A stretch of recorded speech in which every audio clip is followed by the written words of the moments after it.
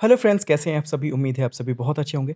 सबसे पहले बहुत-बहुत बधाई, आपके थर्ड सेमेस्टर जो है उसके एग्ज़ाम कंप्लीट हो चुके हैं।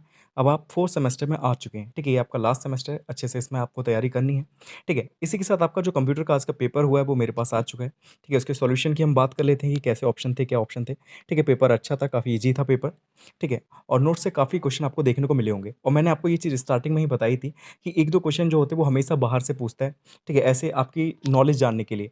तो जैसे कि मैंने आपको बताया था फेसबुक का एग्ज़ाम्पल दिया था, इंस्टाग्राम का एग्ज़ाम्पल दिया था, वैसे इस बार एनिमेशन पूछ लिया गया आपसे कि एनिमेशन से आप क्या समझते हैं? ठीक है, तो ऐसे क्वेश्चन 1-2 क्वेश्चन जो होता है हमेशा बाहर से वो पूछता है। ठीक है, अगर ऑप्शनल की बात करें तो इसमें पहला क्वेश्चन था कि वर्तमान में कंप्यूटर में कौन-सी नंबर प्रणाली प्रयुक्त की जाती है? तो आसान क्वेश्चन था, आपने सभी ने लिख दिया होगा बाइनरी सिस्टम जो है वो हम सबसे ज़्यादा यूज़ करते हैं। तो यहाँ पे पहला ऑप्शन जो है वो बिल्कुल ठीक हो जाता। ठीक है, कौन-सी नंबर प्रणाली प्रयुक्त की जाती है? तो बाइनरी। सेकंड था कि 1 मेगाबाइट में होते हैं, ठीक है, कितने किलोबाइट होते हैं? ठीक है, 1 एमबी में कितने केबी होते हैं? तो 1024 केबी होते हैं, ये आपने सभी ने पढ़ा होगा, 1024 किलोबाइट हो जाता। नेक्स्ट क्वेश्चन था कि भारत में विकसित सुपर कंप्यूटर कौन-सा है? ठीक है, भारत में बात हो रही है और सुपर कंप्यूटर की बात हो रही है, तो इसका आंसर हो जाता परम 8000। ठीक है, नाम से भी आप लिख सकते थे, परम जो है वो इंडियन नेम है। ठीक है, नेक्स्ट क्वेश्चन था कि संचार का प्रमुख अंग है। तो देखिए, संचार के प्रमुख अंगों में आपका माध्यम भी आ जाता है, रिसीवर भी आ जाता है और प्रेषक भी आ जाता है। ठीक है, प्रेषक वो होता है जो सूचना भेजता है, जिस माध्यम से जाती है, और एक रिसीवर होता है जो उसे ग्रहण करता है। ठीक है, तो उपयुक्त सभी इसका सही आंसर हो जाएगा। नेक्स्ट क्वेश्चन था कि विकिपीडिया है, तो विकिपीडिया के बारे में मैंने आपको अपने नोट्स में देखा ही होगा, मैंने विकिपीडिया के बारे में आपको बताया था। तो विकिपीडिया क्या है? एक ज्ञानवर्धक वेबसाइट है। ठीक है, क्या है विकिपीडिया? तो एक ज्ञानवर्धक वेबसाइट है। ठीक है, तो इसका सही आंसर हो जाएगा।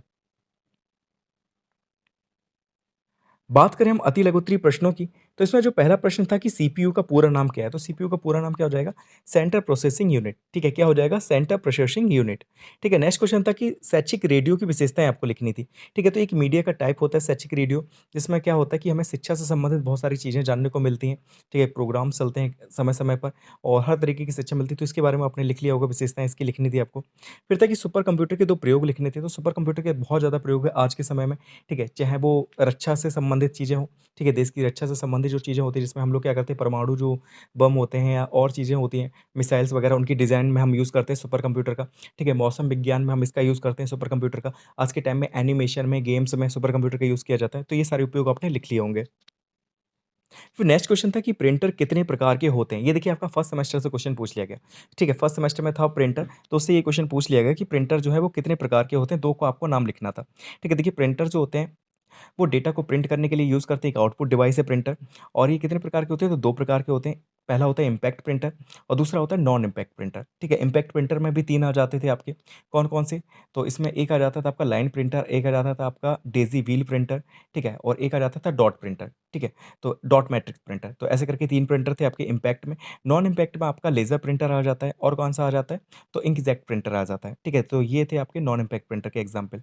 तो आपको कोई भी 2 लिख देने थे इसमें से। फिर नेक्स्ट क्वेश्चन था कि रोम का पूरा नाम लिखना था आपको, तो रोम का पूरा नाम फर्स्ट सेम में भी आया था क्वेश्चन, ठीक है? तो रीड ओनली मेमोरी जो है वो रोम का पूरा नाम हो जाता।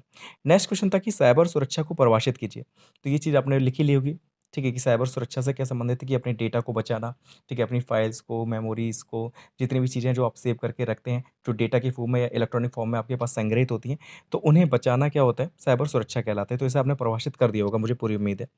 नेक्स्ट हम बात करते हैं अति लघुत्तरीय प्रश्न को। इसमें पहला जो क्वेश्चन था वो था कि डेटाबेस क्या होता है? तो जो डेटाबेस होता है वो किसी भी तरह की जानकारी का संग्रह होता है। इसमें क्या है कि शब्द, संख्या, चित्र, वीडियो जैसे डेटा जो होते हैं वो आ जाते हैं, ठीक है? इसे हम क्या करते हैं, इलेक्ट्रॉनिक फॉर्म में ये संग्रहित किए जाते हैं, इसलिए इसे हम डेटाबेस कहते हैं। ठीक है? तो डेटाबेस का मतलब आप समझ गए कि किसी भी तरह की जानकारी का ये संग्रह होता है, जिसमें शब्द, संख्या, चित्र, वीडियो आदि डेटा जो होता है वो हो सकता है। इसे इलेक्ट्रॉनिक फॉर्म में हम संग्रहित करते हैं, ठीक है? तो ये होता है आपका डेटाबेस। लाइट पेन की बात करें तो इनपुट डिवाइस है, इसका यूज़ हम किस में करते हैं? तो स्क्रीन पर लिखने के लिए करते हैं लाइट पेन का यूज़, आपने लिख लिया होगा इसके बारे में। फिर आया था एनिमेशन क्या है, स्पष्ट कीजिए, ठीक है? एनिमेशन के बारे में ये क्वेश्चन आ गया आपका, ठीक है? देखिए, एनिमेशन के बारे में भी अगर हम बात करें तो आपको बना-बना कर लिख देना था, ठीक है? आप सभी जानते हैं एनिमेशन क्या है। तो एनिमेशन क्या है? एक विधि है, एक तकनीक होती है जिसमें किसी भी चित्र, इमेज या ऑब्जेक्ट जो हिल नहीं सकता, उसको बोलते या कुछ करते हुए दिखाया जाता है, ठीक है? सिंपल सा था, अपनी भाषा में आप लिख सकते थे इसे, ठीक है? ये आपको लिख देना था। फिर नेक्स्ट क्वेश्चन था कि कंप्यूटर नेटवर्क कितने प्रकार का होता है, नाम लिखिए, ठीक है? तो ये तो आपको उससे मिल ही गया होगा नोट से, कंप्यूटर नेटवर्क के टाइप्स। फिर नेक्स्ट क्वेश्चन था कि सूचना शिक्षा में सूचना एवं संचार प्रौद्योगिकी की उपयोगिता आपको लिखनी थी, तो ये भी आपको पहले ही टॉपिक में मिल गया होगा।